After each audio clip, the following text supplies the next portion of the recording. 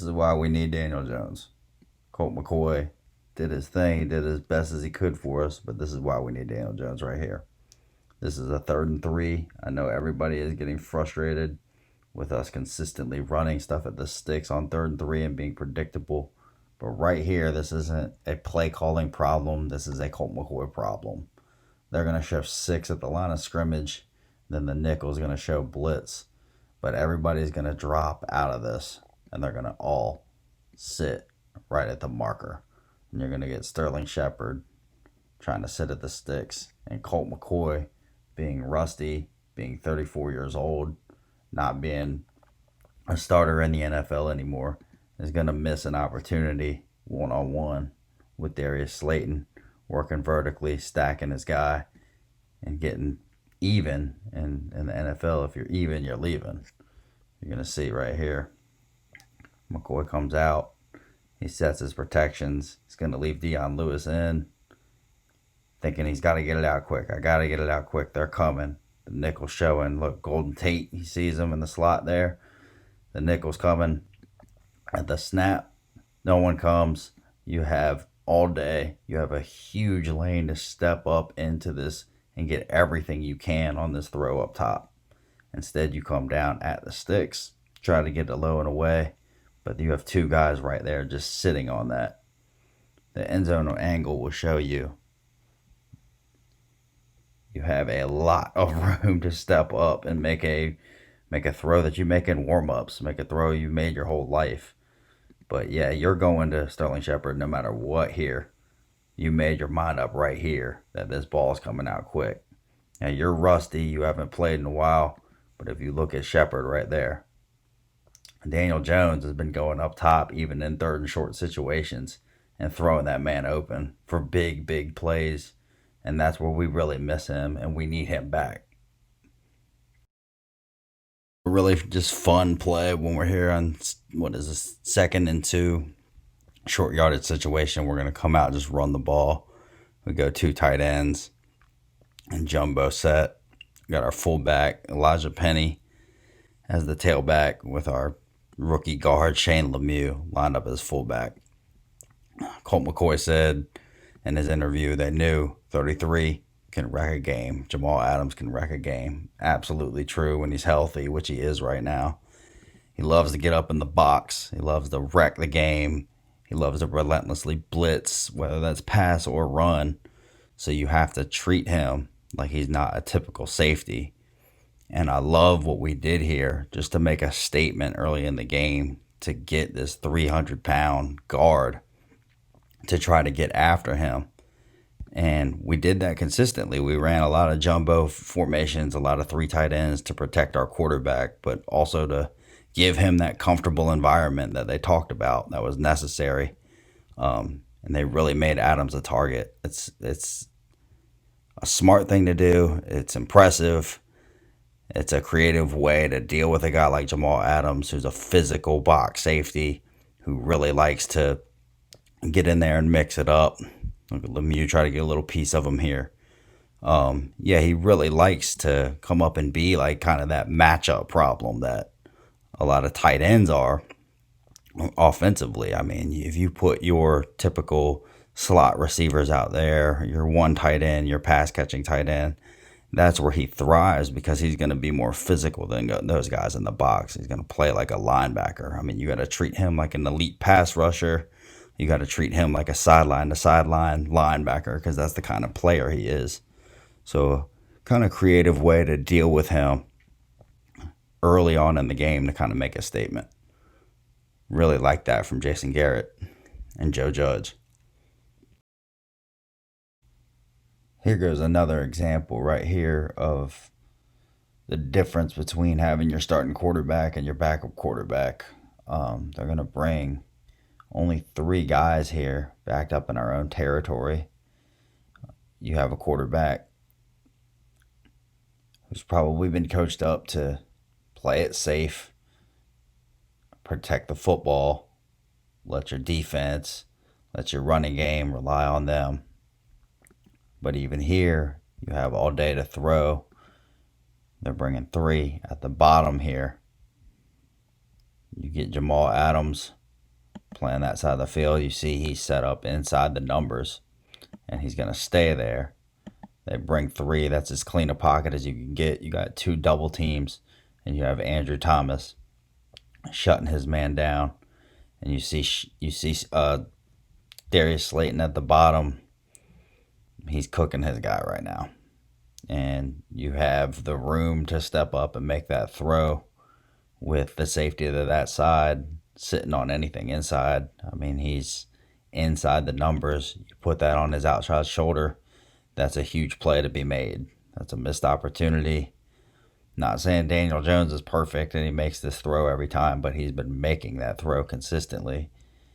And when the defense isn't threatened by that, it limits you. We're very lucky to get out of this game. I'm so thankful for our offensive line for that third quarter, for the scores they were able to give us, because we don't win the game without them. They did a phenomenal job, and they did a really good job protecting Colt McCoy as well. But yeah, I mean, look at this. We need Daniel Jones back to make a serious run. And we need Daniel Jones back anyway, just because he's our starting quarterback. Tell you one thing. This was after the Russell Wilson fumbled snap at the midfield. Really like this call to try to dial up a shot out of a run-heavy formation. We try to go play action. Jamal Adams just wrecks this. Colt McCoy seemed to settle down, some poise there to get out and try to make something happen. We almost got a completion out of it, but I do got to give props and appreciate. That's a good time to take a shot off a turnover, try to get a good big play. Only thing I didn't like about the call is we ran the same thing in the previous quarter, and it worked. When we got Slayton, we kind of motioned him out on this wheel route. When we motion him out, then he's going to run the wheel. We're trying to put pressure on this guy. So as he runs the wheel, instead of last time, we ran up under here and had Shepard sit here. We're trying to put him in a bind over to bail with this guy. And then you leave the throw to Shepard underneath, or get his eyes to get greedy and look at Shep.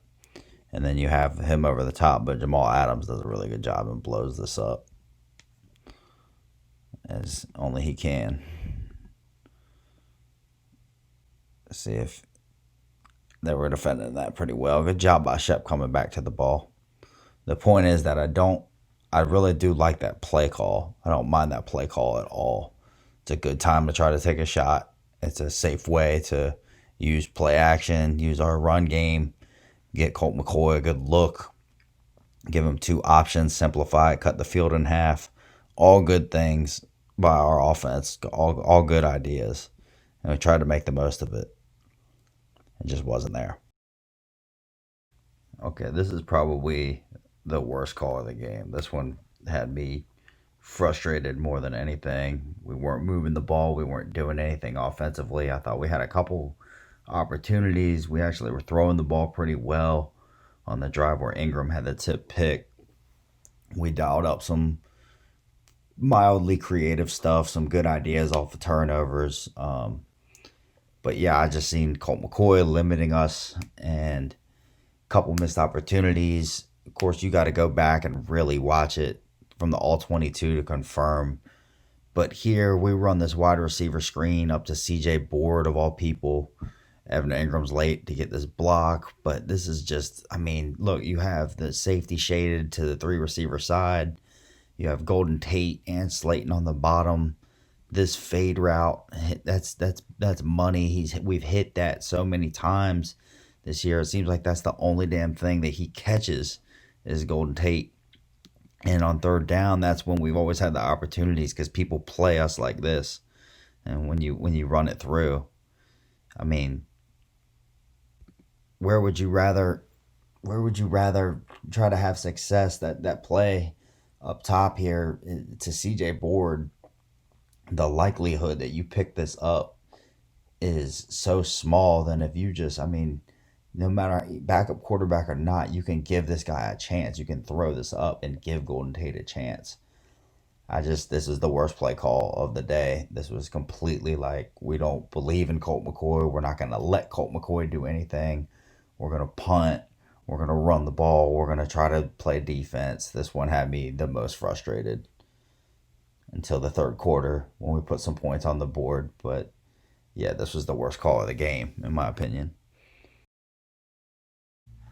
Probably one of the biggest plays in the game. We all know what happened.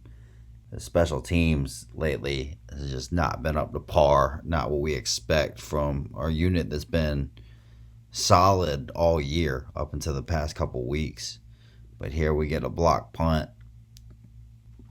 You see when they come on the rush, everybody wants to blame Ebner here because he does set the protections. It probably is him, but if you look at the math, you've got from Kreitler, the long snapper, you've got 3 for 3 here. And then when you set this, you're going to go here, here. Ebner takes inside out. So Kreitler is going to get over in time to block this guy up. But then you're going to end up with 2 guys here. Ebner's going to step up and take the inside guy as he's supposed to. But then you get the man looping around free. It's just miscommunication somewhere along the line of the guy looping around. I don't know if they ever showed that on film, but that's not going to look pretty when they watch this because you get 2 guys on one, and that's how you get the free rusher.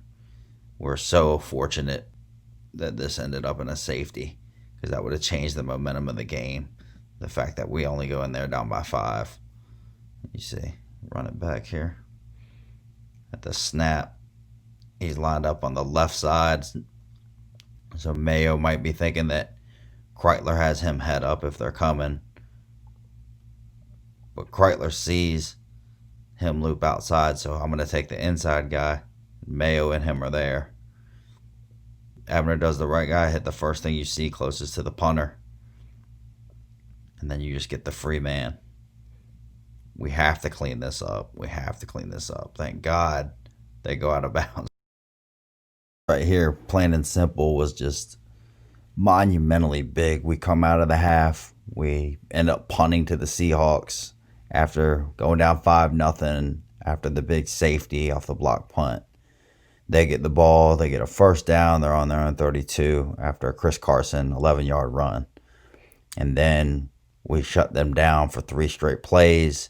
They punt to us, and then we run it down their throats to take the lead after the Gallman 60-yard touchdown. Right here, look at Leonard Williams just absolutely blow this play up. They motion the 2 tight ends over. They try to sneak him out on the play action.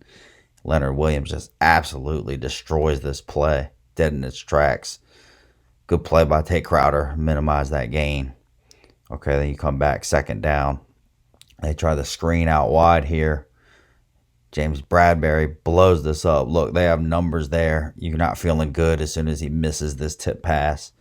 And Bradbury gets off that block and makes a hell of a play, him and Cam Brown. What a play by both of those guys. Just balling out, both of them. And then in the end, 3rd and 2, got to have this.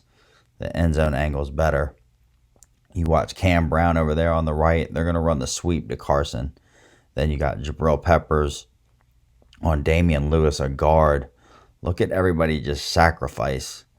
This is just awesome team defense. Everybody has their gap. Everybody is doing their job. Cam Brown, way to contain, way to not jump into the gap. Just awesome swarming team defense. Get off the field. They got a holding call. Get off the field, punt it to us. Just a huge sequence of plays that we really needed there. And then our offense finally did some work for us. But that was a huge set of 3 plays. Comes right after we go up 8-5. They get the ball back. And we had that huge 4th down stop with Carter Coughlin out there chasing Russell Wilson. And we come around and we don't mess around. Get the ball at midfield. We go jumbo heavy every time. We get a down block here for Andrew Thomas. We get a pull-in Shane Lemieux kicking out the safety. We get a pulling lead block from Elijah Penny. He gets on Jamal Adams. Jamal Adams, you want to play in the box. We're going to go heavy. You're going to have to deal with some big boys. It's not going to be fun for you in here. You want to play in the box, we can do it. Let's go. We're going to run downhill. It's going to be physical. You know what we're doing. We're not trying to hide anything. We're coming right at you. We're coming downhill. This is really good job by Wayne Gallman here. Everybody has their gaps. Wagner's supposed to fill here. Brooks is supposed to fill here. When 91 tries to spin out of this and Wagner gets to peeking, Wayne does a good job being patient and letting them make a mistake and then cutting it outside for a big gain. Some really good evolution by Wayne Gallman, showing a lot more patience. We all know him as a downhill runner, but he's showing some patience and not just putting his head down and getting whatever's there. He's making stuff happen. Good, hard, physical finish this time. We're going to get our duo blocks here on the heavy side with the bunch. You're going to get a double team here, a double team here. Then that's going to get washed up. Another really good job by Wayne Gallman. Good patience inside to see it. And look at these turn blocks on the backside. Look at this. Gates, Lemieux, Thomas. It's picture perfect. It's physical. New York Giants, run it down your throat football. And you got to love nice jump cut by Wayne. Get outside, cut against the grain, get downhill, physical, nasty. Then we bring in Alfred Morris, give my man a blow, run him right up the gut. Now they're basically selling out towards the run. They're tired. We're still pushing people around. We're getting nasty with it. And then I like this call. I mean, this is smart. I think this is a second down and 6, and we're right around like the 10-yard line. So at this point, we've just been running down their throat. You don't want to run on first down, run on second down, and then try to throw on third. So if you're going to put the ball in the air, you want to do it on second down. But come out, show them the same heavy look, show them the same formation, but then sneak somebody out. You watch Adams and Wagner here. They get to peeking in the backfield as soon as you get the student body to the defense's right. You look at everybody's first step. It looks like run. We've been running. We've been showing it. The pivots out that way. All we need them to do is get a little bit.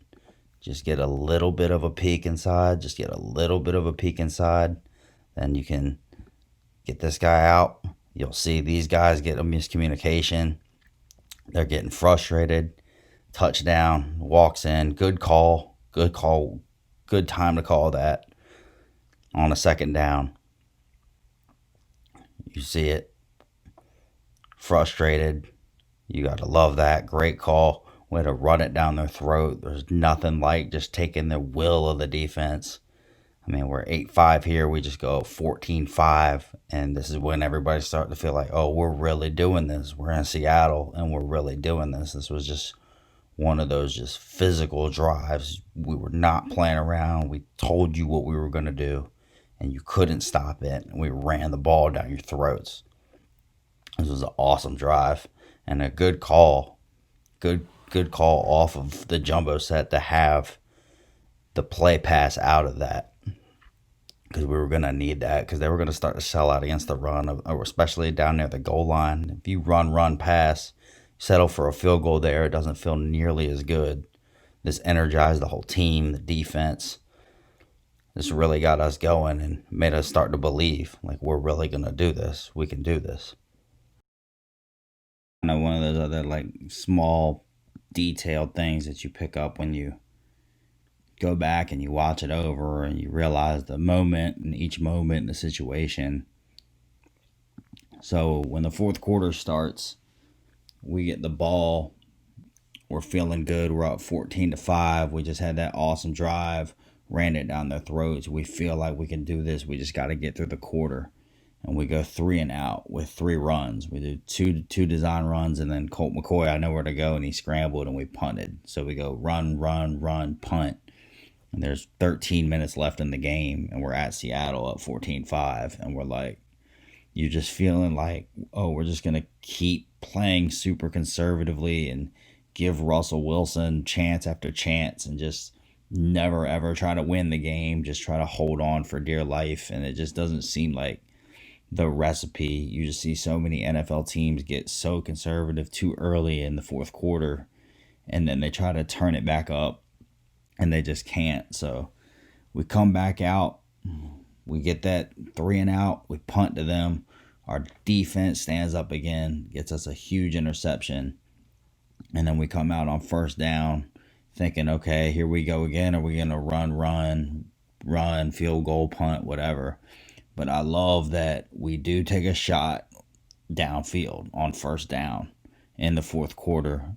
Here, there's about 11 minutes left. Ingram doesn't come down with it. You got to make a play for your backup quarterback there. You got to have that. But the fact that we did that just signifies that we're here to win. We're playing to win. We're not going to play scared. Backup quarterback be damned. We realize that there's a lot of football left, and we're not just laying down with 9 minutes left in the game and try to hit them. So this is another one. We actually ended up, after we ran this play where he tries to go up over Wagner, we ended up getting a field goal on this drive. This is when there's like 11 minutes left. We ended up getting a field goal. This was after the interception. But we took a shot. We're playing to win. We get a field goal on that drive. After our field goal, they go down and score. Their long drive that hit Chris Carson. So now it's 17-12. We get the ball back. They kick it to us. We get it at the 25. There's like 6 minutes left. So what are we going to do now? Now are we going into a 4-minute offense at 6 minutes? We come out. We take another shot. We play to win. We go to Ingram again. He doesn't make the play. But still, the fact remains that I do like that call. I like that we play to win. Later on in that drive, we ended up making a big play here to Darius Slayton. Credit to Darius Slayton. I know he didn't have a lot of opportunities in this game with Colt McCoy in there, but that was his one catch of the game. He was ready. Nice play action, good pocket. But just the fact that you remain ready, that's a huge catch. It was second down right there. We moved to midfield. That allowed us to get them under 2 minutes by the time they got the ball back. Big catch by Slayton. Didn't have an awesome day. Probably wasn't a lot of fun running deep, not getting any looks. But, it's not about you. It's about us. We need you to be ready, make the plays that come to you. Don't worry about the plays that don't come to you. He was able to come down with that one big time. And then we ended up punting to them under the 2-minute warning. And obviously, we got the job done. The defense stood tall, but even though our offense didn't light it up, I did appreciate Colt McCoy or not, our coaching staff going out there and playing to win the game. I think that's important, regardless of what happens this season, to instill that culturally in us, which this whole season has been about, establish who we are going to be as a football team. And Joe Judge has delivered on that, on everything that he's promised up to this point, as far as fundamentally sound, versatile, hardworking, sound in assignments, smash mouth. Every coach says they're going to make their team, all those things, play to win. But we actually can see that taking place on the field. And I want to win the division more than anybody. I know Washington won tonight. But more importantly than winning the division, even though I'm going to live and die with every snap, is that we have a team that is built on a foundation of substance that we can continue to build on. It's nothing fluky about our team. We have a solid foundation, and we truly have a culture being established, and it's something that is sustainable. And that is the main takeaway. As good as the Seattle win was, it's not about the one win. It's about we have a team that can go into Seattle with a backup quarterback, and we can battle anybody for 60 minutes. And I don't think that's going anywhere. That's not fluky. That's just us being a football team that you don't want to play, a football team that's going to be prepared. I couldn't be more proud of this team. I can't believe at 5-7, I don't know if I've loved a Giants team to this level before, probably because I'm starved for a Giants team to love, but I'm just so impressed with everything we've done. I can't wait to see what happens the remainder of the season. We're playing meaningful football right now in December. I don't care if it's because of the division. I'm going to enjoy every snap. I hope you guys do too. You come along for the ride. I'm all in. I'm ready. Let's go. Let's go, Giants.